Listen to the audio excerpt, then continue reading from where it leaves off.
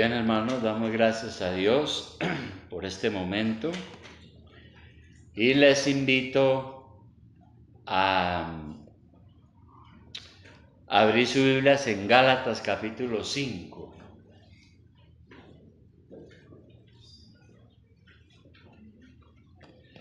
Gálatas capítulo 5 es el texto que tenemos para hoy en este estudio que ya estamos terminando con la ayuda del Señor.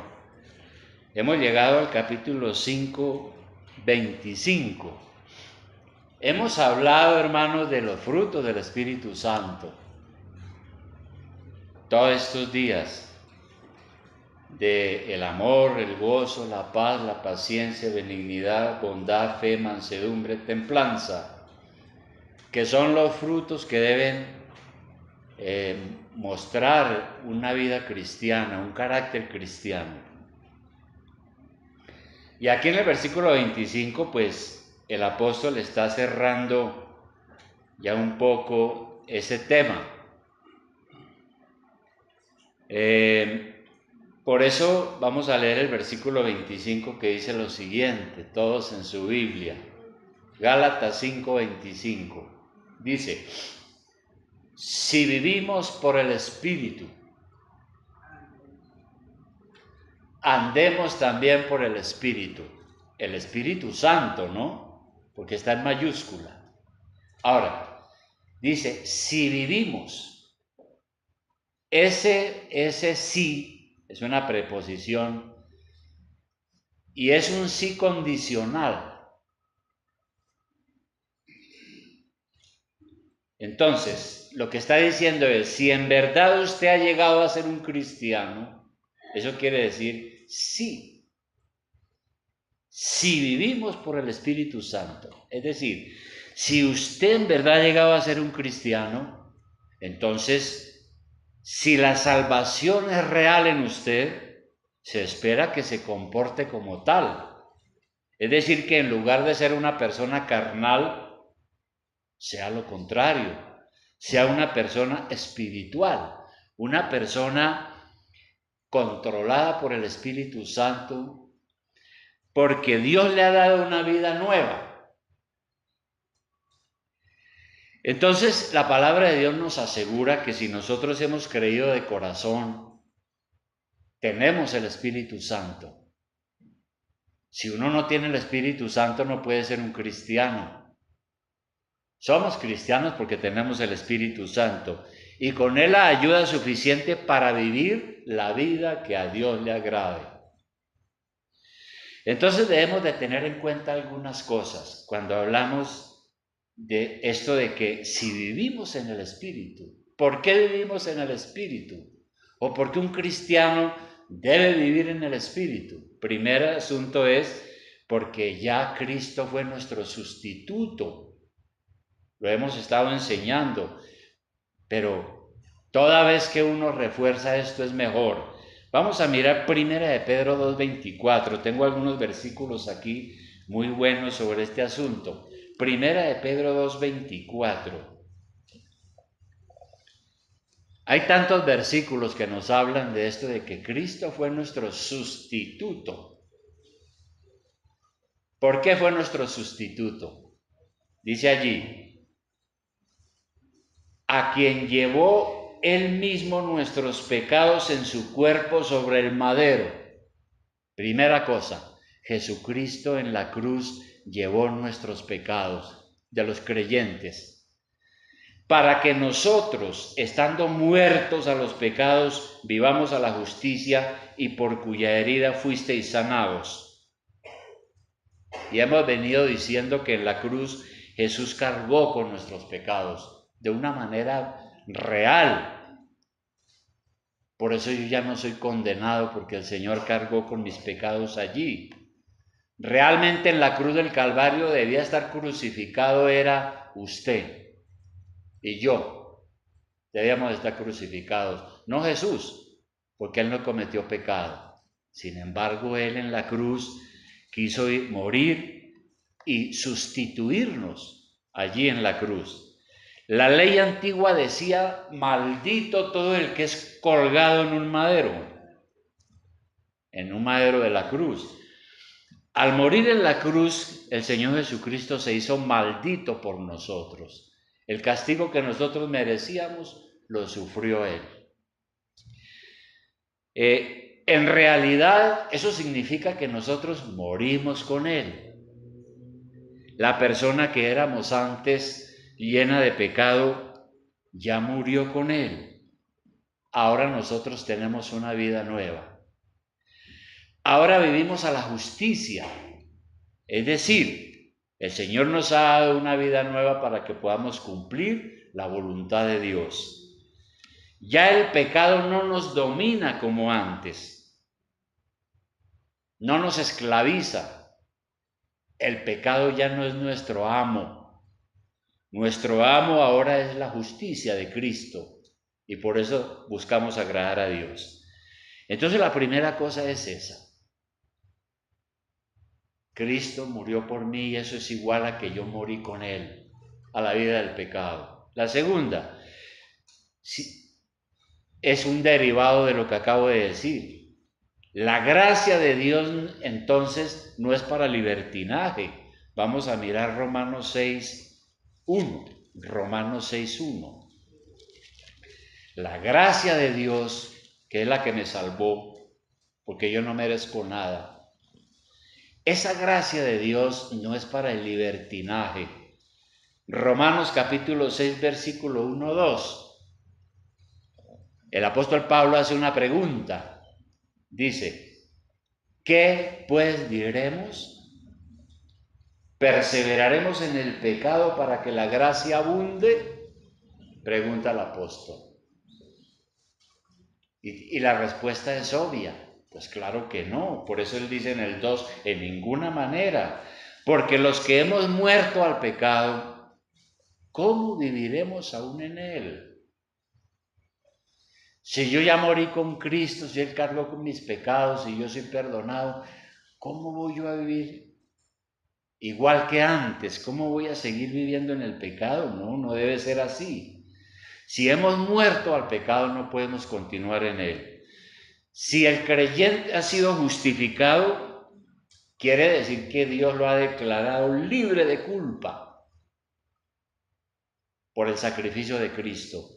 Y ahora debe vivir en santidad. Por eso, si a alguien no le gusta vivir en santidad, no puede ser cristiano, porque está convirtiendo la gracia de Dios en libertinaje. ¿Significa eso que el verdadero creyente ya no vuelve a pecar nunca más? Claro que no.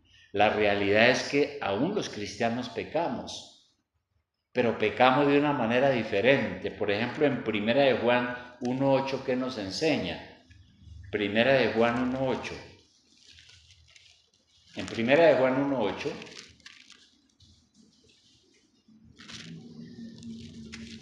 dice lo siguiente. 1 de Juan 1:8 dice, si decimos que no tenemos pecado, claro, el Señor Jesucristo cargó con mis pecados en la cruz, pagó para que yo no sea condenado y sea justificado, pero todavía estoy en este mundo. Todavía la naturaleza que heredamos de nuestro padre Adán nos quiere someter todavía. Todavía tenemos tentaciones y no podemos decir que no tenemos pecado. Es por eso, aquí Juan dice entonces, si decimos que no tenemos pecado, nos engañamos a nosotros mismos y la verdad no está en nosotros. Así que la persona que dice, no, pues es que yo soy muy bueno, yo soy muy santo, yo voy a la iglesia, yo ahora leo la Biblia todos los días y oro 1 hora diaria, yo soy un santo, está mintiendo. Porque somos pecadores, aunque ya Cristo nos ha salvado. Lo que pasa es que somos pecadores diferentes. Ahora nosotros no somos dominados completamente como antes por el pecado. 9. Dice, si confesamos nuestros pecados, Él, o sea Cristo, es fiel y justo para perdonar nuestros pecados y limpiarnos de toda maldad. Entonces, cada vez que yo peco, ¿qué debo de hacer? ir inmediatamente al Señor y pedirle perdón, porque su sangre derramada en la cruz me limpia de toda maldad, porque Él murió por mí. Es así. Mientras estemos en este mundo, tendremos que librar una batalla contra la tentación. El mismo Jesús fue tentado, siendo el Hijo de Dios. ¿Qué significa entonces decir que hemos muerto al pecado? Significa además que aunque todavía tenemos fallas, ya el pecado no nos domina como antes. El pecado no es nuestro hábitat natural. La persona que no tiene a Cristo le gusta el pecado. Cuando peca está en su salsa, como dicen. Nosotros ahora no, porque ya nosotros vivimos de una manera diferente. El pecado ya no es nuestro ambiente natural, no nos gusta. Por eso Pablo dice, ¿cómo entonces nosotros vamos a seguir viviendo en el pecado? Pues no, claro que no, no debiera ser así, porque la gracia de Dios no es para libertinaje. Y un tercer aspecto es que Dios nos ha hecho nuevas personas. Vamos a mirar 2 Corintios 5:15. 2 Corintios 5:15. 2 Corintios 5:15.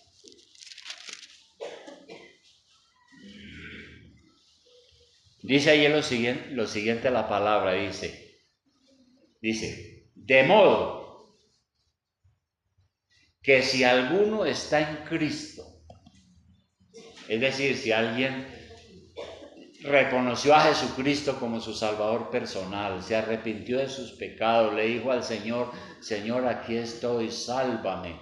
Y el Señor lo ha salvado, si está en Cristo, dice aquí.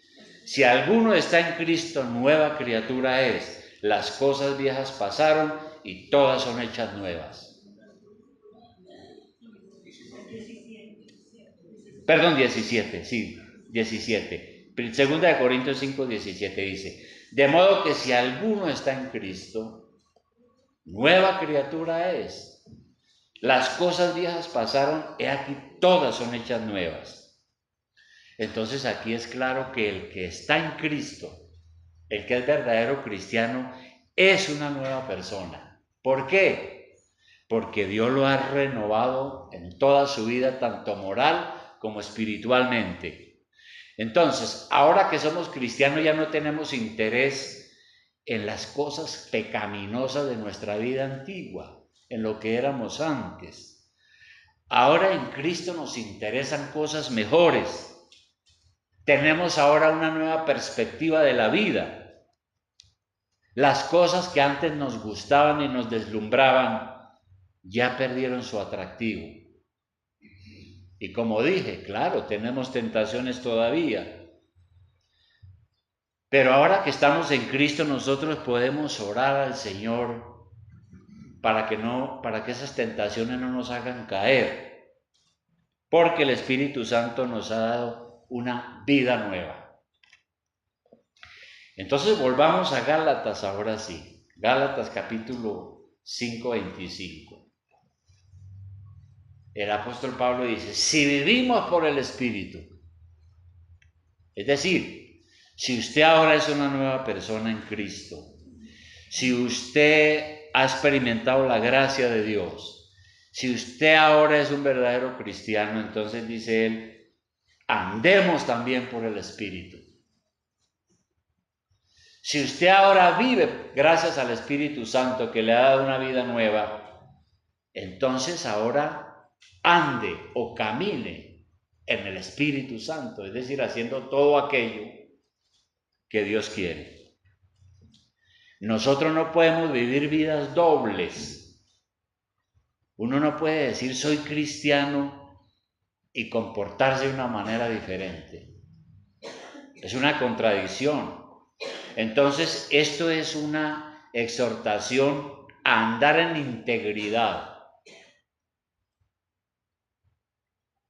¿Qué es andar en integridad? David hizo una pregunta en el Salmo 15, versículo 1. Vamos a mirar. Salmo 15. Salmo 15, versículo 1. Vea la pregunta que hizo David. Dice, Jehová, es una oración, Jehová, ¿quién habitará en tu tabernáculo? ¿Quién habitará en tu monte santo? El que anda en integridad y hace justicia y habla verdad en su corazón, el que no calumnia con su lengua, ni hace mal a su prójimo, ni admite reproche alguno contra su vecino, cuando es falso. Aquel a cuyos ojos es vil el menospreciado, aquellos a cuyos ojos el vil es menospreciado, pero honra a los que temen a Jehová. El que, aun jurando en daño suyo, no por eso cambia, quien su dinero no dio a usura, ni contra el inocente admitió cohecho. Entonces aquí hay una serie de conductas de un hombre verdaderamente santo, ¿no? Por eso él dice, ¿quién habitará en tu tabernáculo o en tu monte santo? Y nosotros sabemos que en el Antiguo Testamento, entrar al tabernáculo era igual a entrar a la presencia de Dios. Entrar al tabernáculo era entrar a adorar a Dios. Y el monte santo, porque es que allí estaba construido el templo de Dios. Entonces lo que está diciendo David, ¿quién lo va a hacer? Pues el que cumple con estas cosas, ¿no es cierto? Y eso es integridad. Una persona íntegra es una persona que es irreprensible. No se le puede acusar o reprochar porque es una persona que camina recto ante Dios, hace lo que a Dios le agrada. Si hemos recibido la vida nueva en Cristo, entonces no podemos ser hipócritas, porque eso no es ser íntegro y tampoco eso es andar en el Espíritu. Ahora, en la antigua Grecia, nosotros sabemos que el hipócrita, ¿quién era el hipócrita en la antigua Grecia? Era el actor de teatro. Al actor del teatro lo llamaban el hipócrita. Pero la palabra no era mala, no tenía la connotación negativa que tiene hoy. Pero con el tiempo esa palabra hipócrita ya no se empezó a aplicar solo a los actores del teatro, sino a toda persona que fingía ser lo que no era. Entonces el hipócrita es el que actúa aparentando ser lo que no es en realidad. Si alguien dice soy cristiano, pero actúa de una manera fingida, está haciendo un papel que no es real, está haciendo una actuación que no es cierta, como el actor de teatro. De manera que si queremos entender lo que es la hipocresía, debemos examinar a los fariseos. Si uno quiere aprender de qué es la hipocresía, lea los evangelios y mire cómo eran los fariseos. Nuestro Señor acusó a los fariseos de hipócritas. ¿Por qué razón? Porque los fariseos, que eran religiosos, que eran gente importante en el tiempo de Jesús, a los fariseos les gustaba condenar a otros, pero ellos mismos no se arrepentían de sus propios pecados. Por ejemplo, en Mateo 23, 25. Vamos a mirar Mateo 23, 25. Allí hay una de las casi que maldiciones sobre los fariseos. Unas advertencias de juicio terribles. Mateo 23, 25. ¿Qué dice allí? Mira lo que el Señor dijo a los fariseos. Se lo dijo en este discurso, en este sermón. Dice, ¡ay de vosotros! Y sabemos que ese ay es una cosa terrible, ¿no? Es como decir, pobres de ustedes, mire lo que les espera. Ay de vosotros, escribas y fariseos hipócritas, porque limpiáis lo de fuera del vaso y del plato, pero por dentro está lleno de robo y de injusticia. Fariseo ciego, limpia primero lo de dentro del vaso y del plato para que también lo de fuera sea limpio. Es una metáfora de la loza, ¿no? Pero con eso el Señor les está mostrando su hipocresía. Los fariseos aparentaban santidad, pero eran mentirosos. Por eso ahí más abajo en el versículo 27, ¿qué les dice? Les dice, ay de vosotros, escribas y fariseos hipócritas.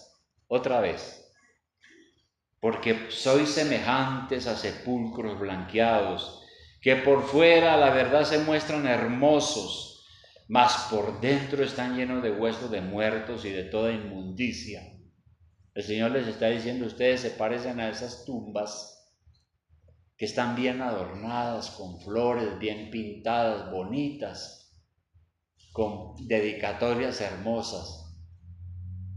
Pero ¿qué hay adentro? Huesos de muertos. 28 dice, así también vosotros por fuera la verdad os mostráis justos a los hombres, pero por dentro estáis llenos de hipocresía e iniquidad. Es decir, no eran íntegros los fariseos. Ahora, pensando en esto, cualquiera puede decirnos, soy cristiano. Y bueno, felicitaciones por lo que está diciendo. Pero si usted es cristiano, ¿por qué no anda en el Espíritu? Porque aquí en Gálatas nuestro texto dice, si ustedes viven por el Espíritu, si tienen una vida nueva, anden en el Espíritu. Y si somos cristianos, ¿por qué a veces no andamos en el Espíritu? Porque hay personas que dicen soy cristiano, pero no andan en el Espíritu. Por ejemplo, ¿qué hace una persona sin una iglesia para adorar a Dios, violando el mandamiento que dice, acuérdate del día de reposo para santificarlo? Cuando alguien me dice, no, es que yo soy cristiano, ¿sí? ¿Y cuál es su iglesia? No, pues ahorita estoy pensando, no tengo ninguna. Y dice que es cristiano y vive, el día de domingo es el día de ciclovía, el día del cine, el día de la resaca, el día de miles de cosas. ¿Por qué no anda en el Espíritu? Si está violando ese mandamiento. ¿Qué es esa actitud con sus padres? ¿Qué es ese comportamiento con sus padres al no obedecer el quinto mandamiento que dice honra a tu padre y a tu madre? ¿Qué es esa infidelidad a su cónyuge? Violando el séptimo mandamiento que dice no cometerás adulterio, pero anda diciendo que es cristiano. ¿Qué es eso de apoderarse de lo que no es suyo? Violando el octavo mandamiento que dice no robarás. ¿Qué es eso de andar codiciando los bienes ajenos? Violando el décimo mandamiento. ¿No dice que es cristiano? No sea hipócrita. Creo que le caería bien. Entonces aquí está diciendo, ustedes tienen una vida nueva, anden en el Espíritu. Y eso significa ser íntegros. Pero significa también ser obedientes. ¿Qué dice entonces Santiago 1:22? Santiago 1:22. Santiago 1:22, que es un versículo que debemos de tener muy en cuenta. Santiago 1:22. Dice Santiago 1:22, a usted y a mí, ¿no? Siempre es bueno aclarar eso. Esto no fue escrito por allá, quién sabe para quién. Es para usted y para mí. Dice, pero sed hacedores de la palabra y no tan solamente oidores, engañándoos a vosotros mismos. Porque si alguno es oidor de la palabra pero no hacedor de ella. Este es semejante al hombre que se considera en un espejo su rostro natural, porque él se considera a sí mismo, se va y luego se olvida cómo era. Entonces, Santiago está diciendo, practiquen la palabra. Eso es lo que quiere decir ser hacedores de la palabra. ¿Qué saca usted con escuchar sermones y sermones y no cumple nada? ¿Qué sacamos con eso? Santiago está diciendo, practique la palabra de Dios, cúmplala. Y eso significa que en cada momento usted tiene que tomar decisiones y debe tomarlas en obediencia a la palabra. Estamos llenos de tentaciones por todas partes y a cada minuto tenemos que tomar decisiones. ¿Y cómo vamos a actuar? Es por eso entonces que el apóstol escribió Romanos 6:17, que creo lo leímos ahora en la lectura congregacional. Romanos 6:17. Romanos 6:17. Este es un versículo importante. Mire lo que dice el apóstol. Dice, pero gracias a Dios, que aunque erais esclavo del pecado, está hablando en tiempo pasado. Gracias a Dios que en una época antes vivíamos esclavos del pecado. Ahora, ¿qué ha sucedido? Habéis obedecido de corazón a aquella forma de doctrina a la cual fuisteis entregados, y libertados del pecado, vinisteis a ser siervos de la justicia. En otras palabras, si usted es cristiano es porque ha sido liberado del dominio del pecado, está diciendo la Escritura, pero también porque usted ha obedecido. ¿Qué ha obedecido usted? Si usted es un cristiano verdadero, si todos somos cristianos verdaderos, y no hemos sido hipócritas, es porque hemos obedecido la forma de doctrina, está diciendo el versículo, ¿no? En el versículo 17. Han obedecido de corazón aquella forma de doctrina. ¿Cuál forma de doctrina? Esto se refiere al conjunto de enseñanzas dadas por mandato de nuestro Señor Jesucristo. La doctrina es todo las enseñanzas de la Biblia. Esas enseñanzas nos hablan de qué cosas, de que somos pecadores totalmente corruptos, no hay nada bueno en nosotros, que si no fuera porque el Señor Jesucristo nos ha elegido y nos ha liberado, estaríamos todavía en la perdición. Que Jesucristo sufrió en la cruz el castigo por nuestros pecados, que Él nos ha traído hacia Él para que creamos y podamos arrepentirnos. Y hoy nos da la fuerza para perseverar de manera que nunca vamos a perder la salvación, porque eso es imposible. Y todo eso ha sido el resultado de una vida transformada. Eso lo habían entendido la iglesia de Roma, a la cual Pablo le escribió esta carta. Ellos habían obedecido de corazón. Y entonces nosotros vemos la importancia de vivir la doctrina.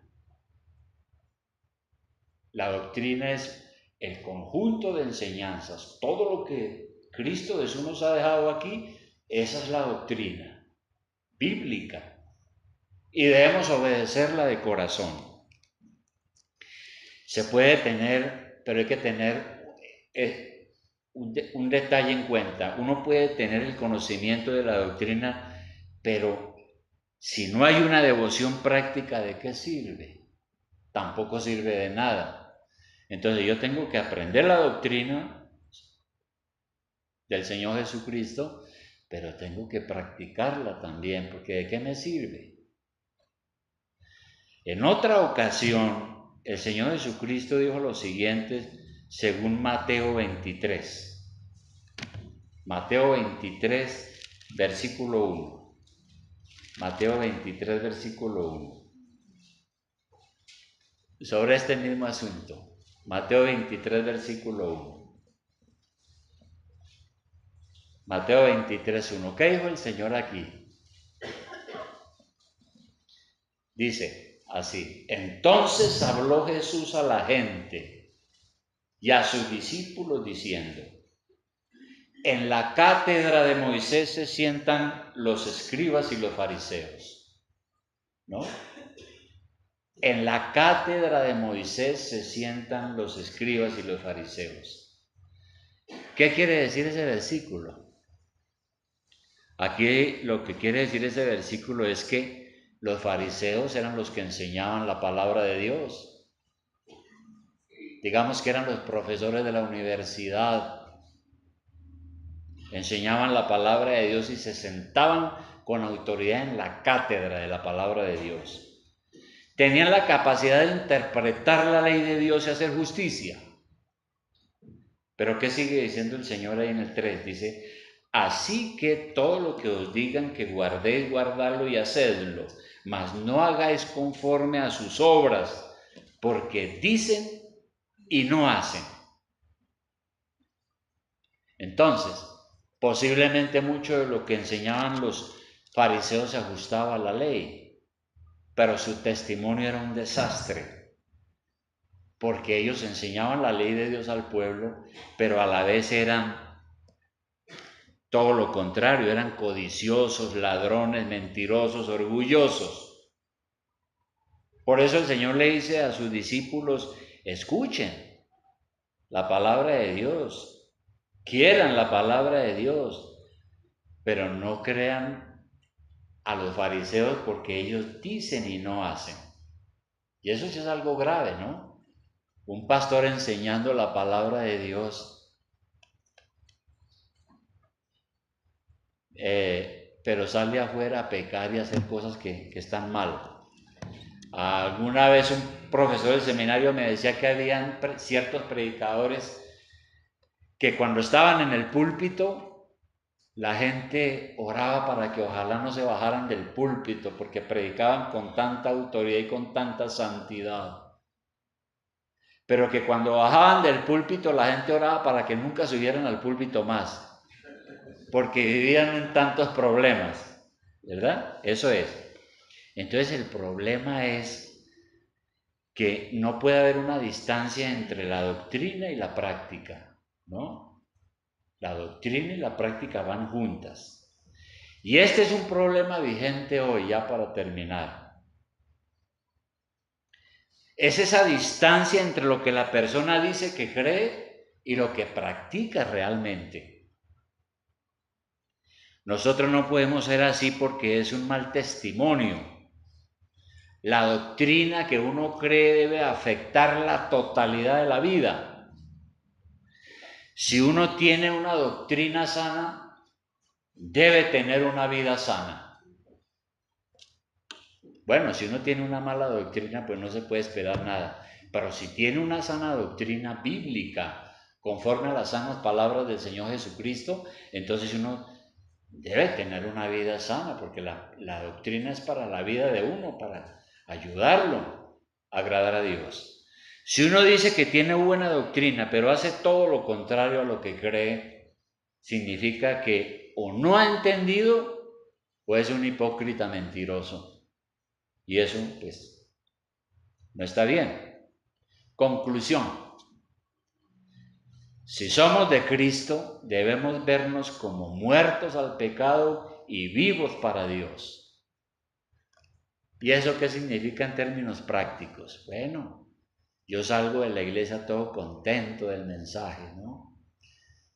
Y entonces viene Satanás con su tentación a hacerme caer y me tienta, y mi carne tiene deseos de pecar, pero yo recuerdo que Cristo murió por mí y yo morí con Él en la cruz, y que yo ahora estoy muerto al pecado y debo vivir para Dios, debo ser auténtico. Eso me va a ayudar a vencer. Se nos manda no satisfacer los deseos de la carne, porque si somos guiados por nuestros deseos malos, terminaremos con muchos problemas. Andar en el Espíritu significa entonces vivir conforme a la voluntad de Dios, como nos ha sido revelado aquí en las Escrituras, conforme a la sana doctrina. De manera, hermanos, que hasta el día de hoy, hasta ahora, ¿usted cómo se ve a sí mismo? Usted, primero esperamos que usted de verdad, como decía el himno, pertenece a Cristo, ¿no? Para pertenecer a Cristo hay que haber entregado nuestra vida a Él, habernos arrepentido de corazón y haber tenido un nuevo nacimiento que es obra de la gracia de Dios. Eso es lo primero. Y en segundo lugar, pues entonces, ¿cómo estamos actuando? ¿Estamos actuando en el Espíritu Santo, sí, obedeciendo y siguiendo lo que Dios dice aquí? ¿O en la carne, en desobediencia? Pecamos y no nos importa, eso es gravísimo. Hemos estado alimentando nuestra naturaleza carnal, eso no debe ser así. Pero bueno, nunca es tarde para corregir y comenzar de nuevo. Entonces, mire hermano, si Dios nos ha alcanzado con su gracia, roguemos a nuestro Padre Celestial para que nos ayude y nos fortalezca para lograr lo que está diciendo aquí Pablo. ¿Ustedes han recibido una vida nueva en el Espíritu? Entonces anden en el Espíritu. Es decir, anden agradando a Dios. Así debe ser como cristianos. Y no es fácil, yo no estoy diciendo que sea fácil, porque todos los días tenemos tentaciones y a veces resbalamos y pecamos, pero tenemos que acudir a Cristo y decirle, Señor, perdóneme, aquí estoy, yo quiero ser mejor, me duele esto que hice, perdóneme, Señor, y deme fuerzas para seguir adelante, me arrepiento y sigo buscando la victoria porque no voy a poder vivir de derrota en derrota todos los días. ¿Queremos vivir realmente en el Espíritu? Pensemos en eso.